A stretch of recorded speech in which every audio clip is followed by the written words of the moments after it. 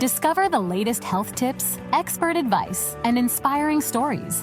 This is the Health Channel Podcast. Your journey to better health starts now.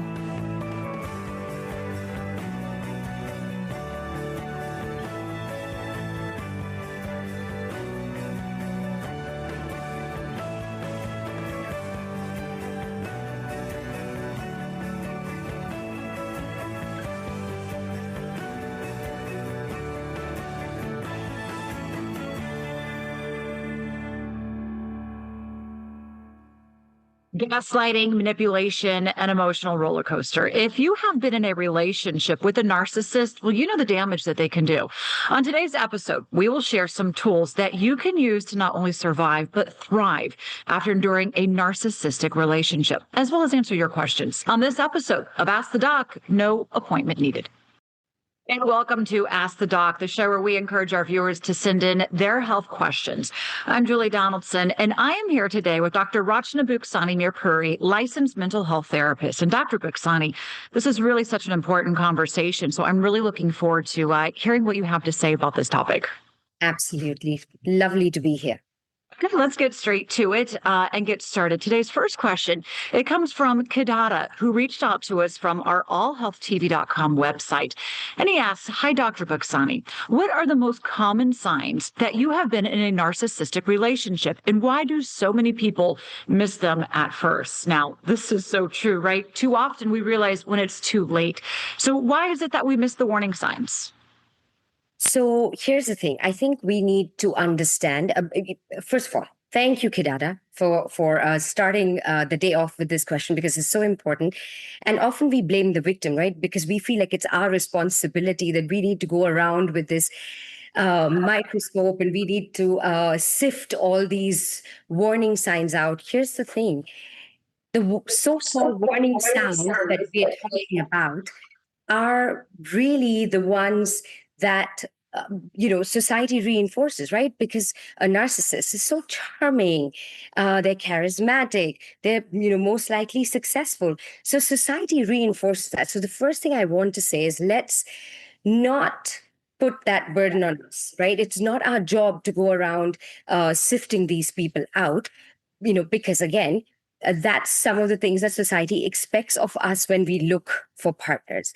But there are certain traits and signs of narcissistic personality disorder that I think can be helpful for people to keep in mind.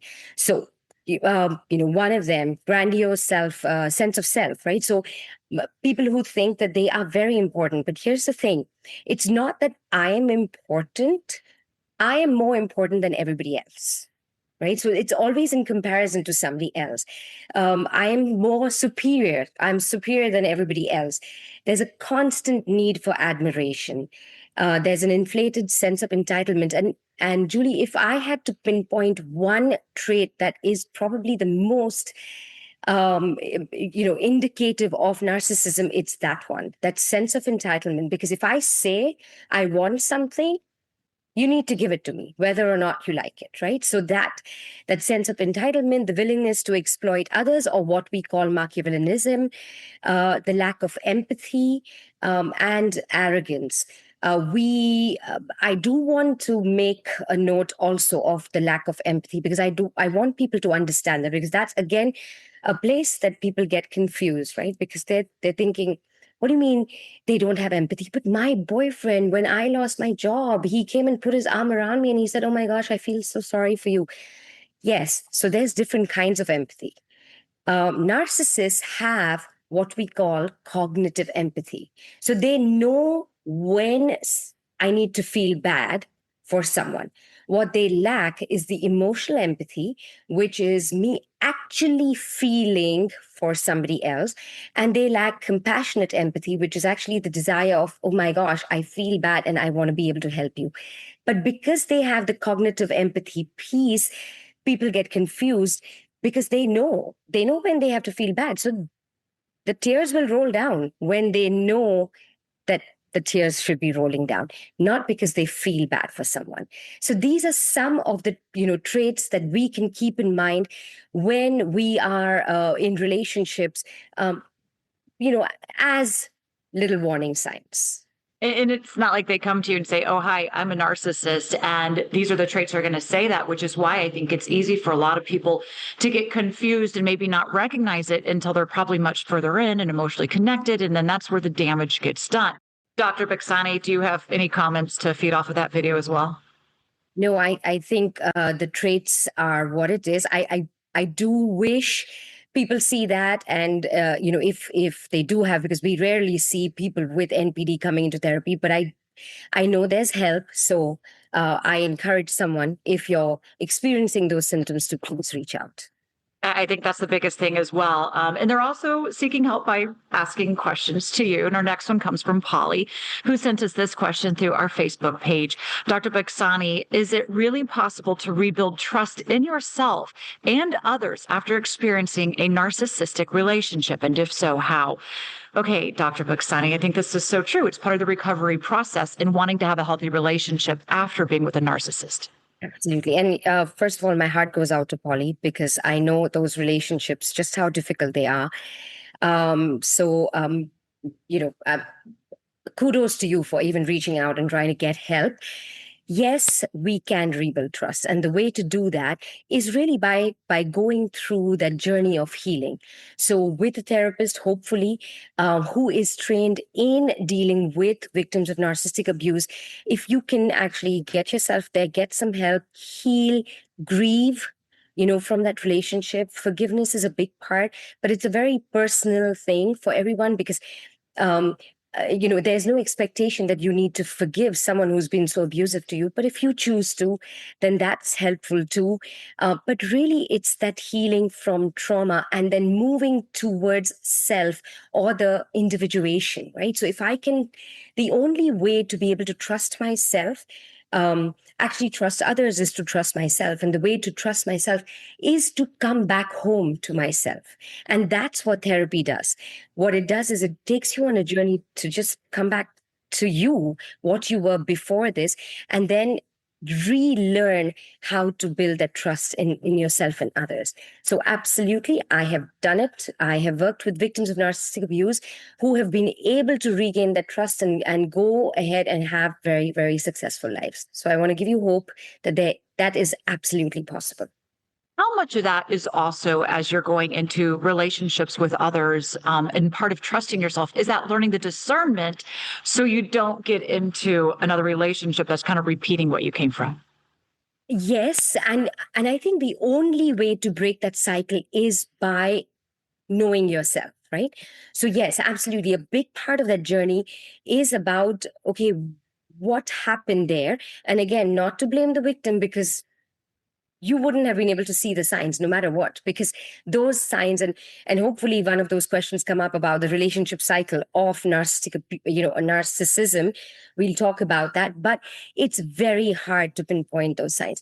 But really, the journey of therapy with victims of narcissistic abuse is coming back to self.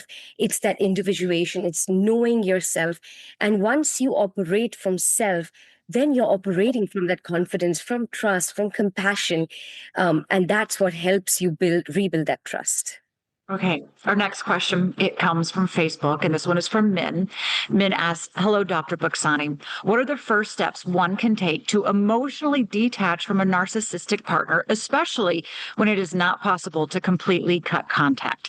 A little bit of a tricky question here, right? Yep, absolutely. Min, again, my heart goes out to you. It is not easy to be in one of those relationships. And listen, people stay in these relationships for many reasons. I have clients who've been staying in these relationships because they can't leave. They have kids, or they have financial obligations, and they just can't seem to find a way out. So I get it. And I know this must be painful, Min. Here's one of the techniques that I think is my personal favorite, and it's called the yellow rock. And yellow rock is being able to be pleasant with the person. So it's actually an offshoot from the gray rock technique, but the gray rock technique was basically become so boring, become so uninteresting that the narcissist just doesn't have any interest in you. However, that's difficult to do, and especially when it's romantic relationships or familial relationships. So then an offshoot of that is the yellow rock technique. And basically what it does is it tells you to balance out your protection. Like, I'm protecting myself, but also displaying a very limited amount of empathy for the narcissist.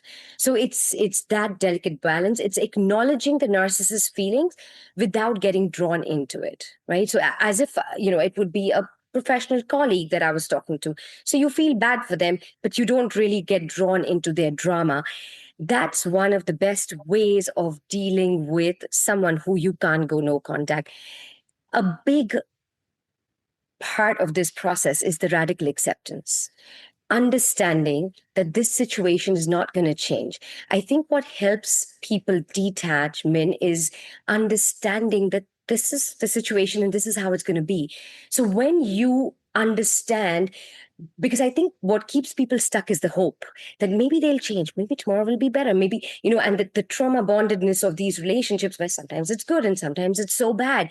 So they don't know what to believe anymore. So understanding that this is the pattern, this is the situation, it is not going to change, kind of helps you towards that process of detachment. And then techniques like yellow rock or gray rock, if you can, are great first steps. And if you've not checked out the website, make sure you do. There's a lot of good information on there for you regarding so many different topics. And again, it's where you can submit your questions to be asked by one of the doctors. Our next question, though, here it comes. And it is from Tex. Tex asks, what are common misconceptions about narcissism that people might have? Really good question there. And we've kind of touched on this a little bit, right? I love it. Oh my gosh, Tex, thank you. Thank you for bringing this up. I think this is so important to talk about because people get so confused. So the first and the biggest misconception is that everybody who's narcissistic has to be that grandiose, that very, outgoing, extroverted, loud person. But that's not true, because we do have the covert and vulnerable narcissist that really looks very different than your traditional grandiose narcissist. And even in the DSM, all those traits that we've talked about is the grandiose narcissist. But let's talk about the vulnerable narcissist, because there's so many of them out there and we miss them. So the vulnerable or the covert narcissist is the person who's constantly playing victim. These people, they have such a deep desire to feel special, but that does not get validated because there's nothing special about them, right? So they're constantly moping, they're constantly complaining. There's failure to launch. You'll see these people who've got everything, but they never end up doing anything with their lives. But then when you ask them, they're complaining because, the world has been so unfair. They just don't realize how good I am. If I only got a chance, or if someone knew how good I was, then I wouldn't be in this situation, right? So these are the people who, again, so desperate to feel special, but the world does not validate it because there's nothing special about them. I want to take a minute to distinguish the thoughts, to really, help people understand the difference between a grandiose and a vulnerable narcissist. So the grandiose says, everybody envies me. Everybody wants to be like me. I am the best. That's the grandiose narcissist. The vulnerable narcissist is the one who's actually so insecure, who's like, I'm not as good as everyone.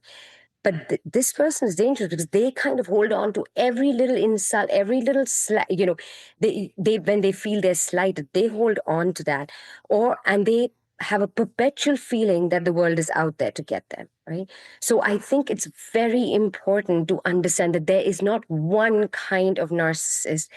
There is this covert, vulnerable narcissist that we see a lot, and we tend to miss this more than the grandiose narcissist because it's not on your face. What an important distinction between the two, because you're almost describing literally two polar opposite people that can have the same damage on the relationship, depending which way that it goes. Thank you for that, Dr. Buksani. Jack asks us a question from our YouTube page. Dr. Buksani, I have been having some trust issues since I broke up with my ex, a legendary narcissist. Now, as such, I'd like to know if there are any evidence-based treatments that specifically address the trauma of narcissistic abuse. And if so, what are they? Okay, Dr. B, what do we have to say to Jax on this one? So we rely on, so up until recently, we really did not have narcissistic abuse specific uh, programs or treatments or trainings, right? Now we do. We have one, but it's not that many people are not getting trained, but they're traditional trauma techniques that can work perfectly well in helping someone cope with narcissistic abuse. Those include EMDR, somatic therapy, and somatic therapy is so helpful because it's really that body mindfulness, and that's very important when, especially when you're healing from narcissistic abuse, because trauma sits in your body, right? Sometimes, when I get triggered, I may not know exactly why I'm getting triggered, but my body remembers everything. So somatic techniques are brilliant. I use it a lot with my own clients when I'm working with them. There's also trauma-based cognitive behavior therapy that's extremely helpful. And a therapy that's extremely promising, that's coming up more and more, is IFS, which is internal family systems. I tend to use it a lot. And it's very, very therapeutic. I think very compassionately therapeutic to the victims of any form of abuse, including narcissistic abuse.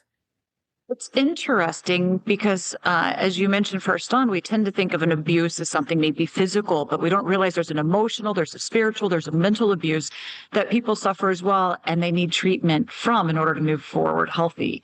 Right. Absolutely. And Julie, I'm going to take a second because you brought up such an important point, and I think people need to understand this because, again, when we think about trauma, we tend to think of, oh, I went and fought a war, or I was molested, or I met with a tragic accident, and yes, that's trauma, and that leads to what we call PTSD, which is post-traumatic stress disorder. But there's the small T trauma, which is what narcissistic abuse causes, right? So small T traumas are those chronic, everyday, being gaslit, being invalidated, someone who's undermining you every day, and it goes on and on and on. Someone who's making you question your reality, somebody who has that coercive control on you. And what that does is it keeps you in a chronic state of stress. So that abuse is where we see complex PTSD. And so some of these techniques that I have given you are to address complex PTSD, is what we see in victims of narcissistic abuse. So important. Our next question here comes from Facebook, and it's from Avery. Hi, Dr. Buxani. I was initially hesitant to write in and share my story, but I'm hoping that knowledge is power. I hate to say it, but my brother is a classic narcissist, and it is having a detrimental effect on the rest of the family. Now, we would like to know if there is a way to maintain our mental health while also helping him deal with his issues. And Dr. Buxani, just again, from what we were talking about just a moment ago, you have to take care of yourself when you can't have contact, but also I can see the need to want to be able to help somebody deal with this so that they can have a better life as well. I think it's always, and I'm going to be very careful when I say this, because it doesn't usually go well when you tell a narcissist that they need to seek out therapy, right? So you have, if you really feel that it's going to be okay, then yes, suggesting that they get some help. But again, keeping in mind that that might end up being a very explosive conversation, right? But now moving on to the ones who are not the narcissists and who have family members and who they're dealing with, working on healing, reach out to therapists. We can help you cope with people who you're dealing with who are narcissistic, and maybe you need to stay with them, or you choose to stay with them for whatever reason, because they happen to be a sibling or a parent. Working on healing, working on acceptance, working on grief, of a relationship that could have been extremely important. Offering self compassion, right? Dealing with yourself. I know a client who used to go, she came from a narcissistic abusive family.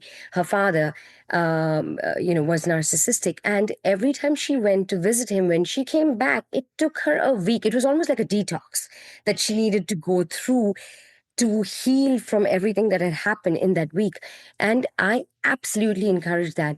You need to know that when you are in that environment, you're going to take time every time you're exposed to something like that. It may take you time to kind of just heal from whatever those little, chronic, trauma, abusive things that have happened in your visit with them. So please take care of yourself. Self-care, extremely important. Setting those boundaries, internal boundaries, extremely important. So all of that is necessary, especially when you've got a family member who struggles with NPD. And we know the family dynamics, it can be so challenging, but it kind of goes back to you can't help somebody if they're not acknowledging that they need help themselves. And that's the problem with a lot of narcissists, right, in the first place. So there's the website, there's YouTube, and there's Facebook, and there is also Instagram, which is where our next question comes from Bettina, who asks, "Hi, Dr. Bukhsani. My brother just got out of a relationship with one of the most narcissistic women on the planet. How long does healing really take, and what are some realistic milestones to expect along the way?" Look, healing, we've talked about healing's a journey, right? So what can you say to kind of help her brother? Absolutely. Healing is a journey and not a destination. So when, I think we spend our lifetimes healing from all sorts of things. First of all, Bettina, thank you so much. You seem so concerned about your brother. So thank you for reaching out. I wish I could tell you a timeline, but there isn't one, because really, those milestones are achieved at different times by different people. However, some of the things I think, that you aspire to achieve when you are in therapy, or, where that, okay, I can see that shift, is when the person begins to operate from self. And self is where we have, like I said, courage, confidence, clarity, calm, compassion, connectedness. So when I see, when you see your brother operating from that, maybe doing something, showing courage and doing something which he wouldn't do before. Or my gosh, his creativity is coming back. He was always so creative, but he lost it somewhere, and that's coming back now. That would be an amazing milestone. So when you see that, you know that therapy is working and he's moving to getting back to himself. And you definitely have the care, the concern for yourself, for others. We might have a quick time for a real quick one here as we're about to close out. This is from Fawn on YouTube. "Hello, doctor. My sister-in-law is still recovering from a past relationship with a narcissist, but she said she's ready to date again. She said she's ready to start slowly. And my question is, what are the healthiest ways to set boundaries in a new relationship?" Do you have a quick response to this one? I'm going to try. So internal boundaries. Remember, when we talk about boundaries, this is not externally. You're not telling people that you don't want something done. You have to develop boundaries from within, that you're not going to let something, if someone's gaslighting you, you're not going to question yourself. You're not going to invalidate yourself. You're not going to minimize yourself. So you really do have to set those internal boundaries. You have to know the people who you're dealing with and understand how much of that you're going to be able to take, you want to take in and make yours. So yes, that's the quick short answer to that. I know it's such a big topic, and we covered so much ground today, and we didn't even get to all the questions because there's so many people out there that are dealing with this, that have dealt with it, or know somebody in their family or relationship. So thank you so much for your wisdom and your time and your expertise. But that's all the time we do have for today. So thank you, Dr. Rachna Bukhsani Mirpuri, for your wonderful insight. I'm Julie Donaldson, and we will see you once again next time on Ask the Doc. Thank you for listening to the Health Channel podcast. We hope this information has been useful. However, please remember that only your doctor can advise you about what is best for you. Do not start, modify, or suspend treatment based on anything you have heard on this podcast. Please join us again soon.